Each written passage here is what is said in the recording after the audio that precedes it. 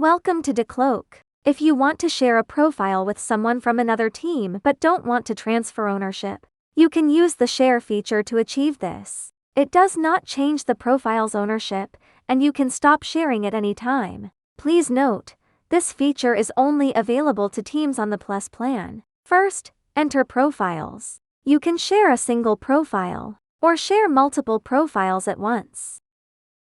Then, select the permissions you want to grant. The open profile permission is enabled by default. You can choose whether or not to grant edit profile permission. Next, enter the team ID of the team you want to share with. In the password verification field, enter the login password for your current DICloak account. You can also add a sharing remark. Finally, click Confirm. This profile was successfully shared with a corresponding team. In the Profiles section, click My Share. The profiles you've shared will be listed here. You can view the shared team's information and the permissions granted. You can cancel the sharing at any time. In the shared team's account, they can view profiles shared with them under Shared with Me. They can start using these profiles directly. If you cancel the sharing, the profile will no longer appear in their list. That's all about sharing profiles. If you have more questions, feel free to contact DICloak technical support.